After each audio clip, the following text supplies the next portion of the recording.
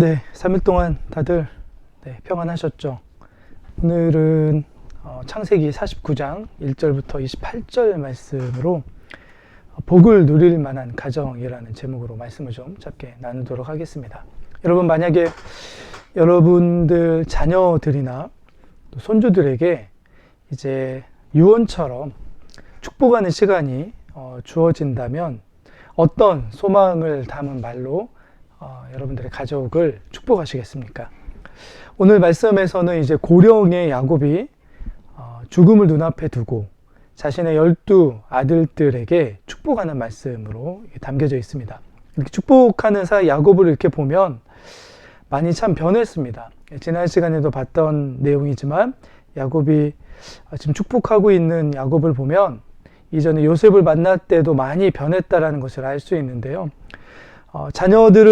자식들을 축복하고 있는 야곱을 보면 더 많이 변한 것처럼 보입니다. 야곱이 어떤 사람이었습니까?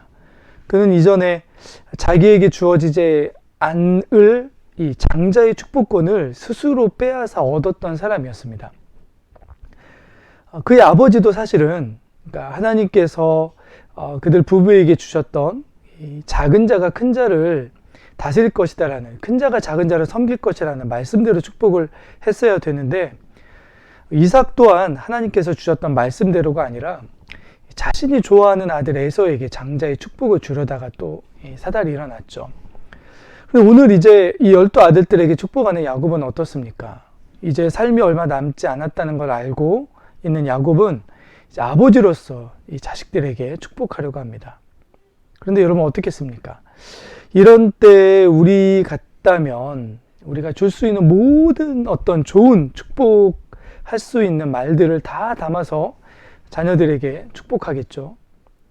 이상하게도 오늘 이 이삭의 축복의 내용들을 가만히 살펴보면 야곱이죠. 야곱의 자신의 뜻대로 원하는 대로 하고 있지 않습니다. 28절 말씀에 이 야곱의 이 축복을 한마디로 요약하면 아들들 각 사람들에게 각 사람의 분량대로 그들에게 맞게 축복하고 있다라고 말씀하고 있습니다. 이 말씀을 근거로 해서, 주제로 해서, 중심으로 해서 두 가지를 살펴볼 수 있을 것 같습니다.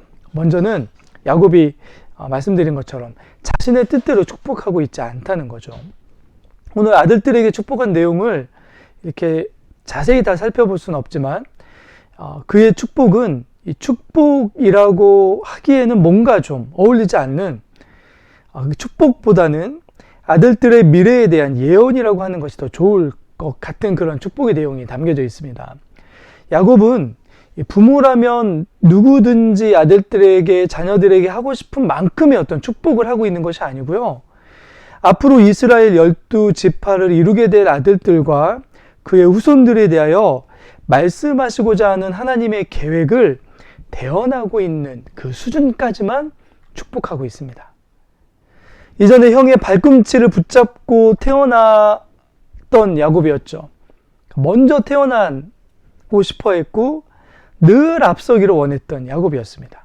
남을 넘어뜨려서라도 자신의 축복을 가져오고 싶었던 이가 야곱이었죠. 그런데 이제는 마지막에 삶이 이제 저물어가는 그 순간에는 어떻습니까? 하나님의 뜻과 하나님의 계획에 맞게 아들들의 미래를 말하고 축복할 수 있는 사람으로 변하여 있는 거죠.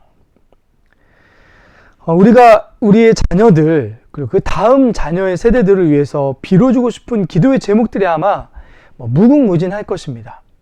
그런데 오늘 이 야곱처럼 그렇게 하나님의 뜻이 무엇인지를 알고 그것이 부모된 자신의 뜻과 설령 다를지라도 하나님의 뜻을 더 우선적으로 이루어지기를 위해 기도하는 부모가 되었으면 좋겠습니다. 잃어버렸다가 되찾은 아들 요셉을 보면서 야곱은 아마 그것을 절실하게 느꼈을 것입니다. 만약에 야곱이 요셉을 향하여 이렇게 소원하는 바대로, 그리고 그렇게 하나님께 기도하면서 요셉을 키웠다면 그냥 아들 요셉은 야곱의 품 안의 자식으로 부유하게 자라났던 아들로 자라났을 것입니다. 하지만 요셉에게는 하나님이 주신 꿈이 있었습니다. 야곱의 꿈과 야곱의 소원과 또 야곱이 가지고 있던 계획과는 너무 다른 꿈이었습니다.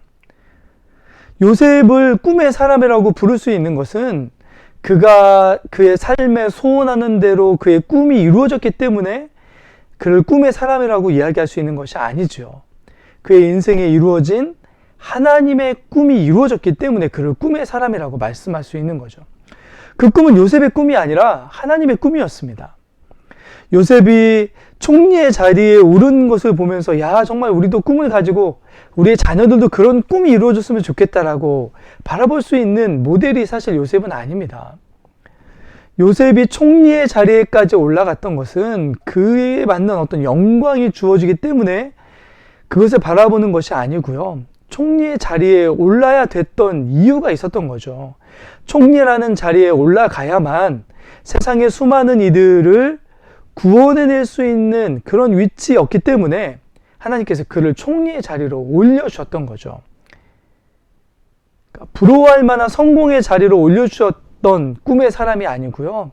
하나님의 계획을 이룰 수 있는 어떤 그 자리로 올려주셨던 것에 불과하다는 것을 우리가 기억해야 될 것입니다. 하나님의 뜻이 우리 아이들의 삶에, 또 우리의 가정에 이루어지게 하여 주소서라고 기도할 수 있습니다. 그런데 그것이 그렇다면 하나님의 뜻에 맞게 이루어지기 위해서는 때때로는 우리의 계획과 또 우리의 뜻과 우리의 기대와 다를 수 있죠. 그러나 우리는 그럼에도 불구하고 하나님 그렇게 해주십시오 라고 기도하는 사람들이 되어야 되는 거죠. 요셉처럼 그 대신 늘 하나님 그 꿈이 이루어지기 위해서 늘 우리의 가정과 우리의 자녀들에게 함께 해주시고 그럼을 통해서 하나님께서 원하시는 형통의 은혜를 누리게 해 주십시오라고 그렇게 기도할 수 있는 우리들이 되었으면 좋겠습니다. 두 번째로요. 하나님의 계획이 있지만 오늘 주어진 야곱의 축복을 이렇게 12 아들들에게 주는 축복을 가만히 살펴보면 그들의 각자의 성품과 그들의 삶에 걸어왔던 삶에서 했던 행위에 어쩌면 걸맞게 주어지고 있다는 것을 우리가 알게 됩니다. 한 가지 예를 들면요. 첫째 아들 르우벤을 한번 살펴보시면 르우벤은 오늘 말씀에서도 볼 수 있듯이 야곱이 가지고 있던 좋은 점들을 정말 다 타고난 흠잡을 데 없는 사람이 르우벤이었습니다. 그런데 그에게 문제가 있었다면 그는 마치 끓어오르는 물처럼 자신을 공격해오는 유혹을 이겨내지 못했던 사람이었습니다. 그러니까 겉은 훌륭했지만 속은 그렇지 않았던 거죠. 겉모양은 정말로 많은 것들을 가진 사람이었지만 내면과 성품과 기질은 그런 훈련을 받지 못했던 사람이었습니다. 그래서 절대로 가정 안에서 넘어서는 안 되는 인륜의 선을 넘어서 버린 아들이었고요. 그런 약점뿐만이 아니고 동생을 지켜내는데 우유부단했던 사람이었음이 드러나죠. 결국에는 어떻습니까, 여러분? 그는 하나님의 백성의 장자라는 축복을 다른 동생에게 넘겨줘야 했던 축복을 누릴 수 없는 사람이 스스로 되어버린 불운한 사람으로 드러나게 됩니다. 유혹에 약했던 사람 성정의 르우벤이었죠. 또 다른 동생들은 시므온과 레위는 어떻습니까? 난폭한 기질을 감추지 못하고 그것을 장난삼아 무자비하게 쏟아내었던 사람들이 바로 시므온과 레위였습니다. 나귀 같은 이사갈이었고요. 독사 같은 단이었습니다. 암사슴 같은 납달리라고는 말씀해서 야곱은 자신의 아들들을 이렇게 동물의 성품에 비유해서 이렇게 복들을 그에 맞게 주고 있습니다. 야곱은 다른 아들들에게 준 축복의 내용들을 이렇게 보면은요, 장차 그들에게 이루어질 미래를 예언하는 어떤 미래적인 일이기도 하지만 그 예언과 축복의 내용들은 현재 아들들의 성품과 그들이 걸어올 때 살아왔던 삶에서 드러냈던 기질들에게 동떨어지지 않았다라는 것을 우리가 좀 보고 기억해야 되겠습니다. 그래서 우리에게 주어진 책임이 참 더 많습니다. 우리뿐만이 아니고요. 우리 아이들에게 하나님과 함께하는 것이 축복이 되기 위해서는 그 축복을 누릴 수 있는 사람으로 훈련되고 닦여지고 또 다듬어져야 된다는 거죠. 그래서 늘 잊지 말아야 되는 것이 무엇이냐면 아이들이 어떤 위치에 오를 수 있는 것을 어떤 것을 얻을 수 있는 어떤 것을 꿈꾸는 것이 부모와 어른들의 역할과 기도의 내용이 아니고요. 그 축복이 주어졌을 때 누릴 만한 성품과 기질의 사람으로 훈련되고 준비되어지는 아이들과 자녀들과 다음 세대가 될 수 있기를 위해서 기도하고 부지런히 우리 어른들의 역할을 해야 된다는 것이 오늘 야곱의 가정들을 통해서 우리에게 보여주신 하나님의 교훈인 것을 보게 됩니다. 야곱의 장자였던 이 르우벤의 일탈의 원인을 가만히 살펴보면요, 어쩌면 아버지였던 야곱의 책임이 너무나 크다는 것을 말할 수 있습니다. 이전에 종 출신이긴 했지만 아내였던 비라를, 자신의 아이들 낳아줬던 그 비라를 아끼고 사랑해 주었다면, 또한 요셉만 편애하지 않고 모든 아이들을 이렇게 동등하게 모두를 다 사랑해 주었다면 일어나지 않았던 일이 르우벤에게 일어났던 거죠. 결국에는 르우벤의 장자권이 어떻게 됩니까? 헌신적으로 자신을 희생하였던 사람이었던 유다, 또 요셉에게로 나누어져서 돌아가게 됩니다.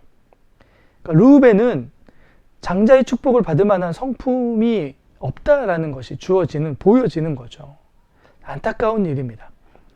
유다에게는 영원한 통치권과 그 통치를 실제로 이루실 메시아께서 그의 가문에서 나실 축복이 주어지고요. 요셉에게는 다른 아들들이 누릴 수 없었던 갖가지 땅에서의 누리는 장자의 축복들이 이 요셉의 가문에 주어집니다. 이런 모습들을 보면은요, 우리도 믿음으로 하나님께서 주실 복들을 사모할 수 있습니다. 그리고 기도할 수 있습니다. 그런데 먼저 첫 번째 기도할 때 늘 기억해야 되는 것은 우리의 뜻대로 우리 가정이 이루어지는 것이 아니라 하나님의 뜻에 맞게 또 이루어지길 위해서 기도해야 되고요. 두 번째는 그 복을 받을 만한 가정으로 우리가 준비되고 성숙해 있어야 되는 거죠. 르우벤처럼 겉모양은 많은 것을 가질 수 있지만 속으로 만약에 다듬어지지 않은 사람이라면 우리가 다윗의 가문에서도 이것이 드러나죠. 그죠?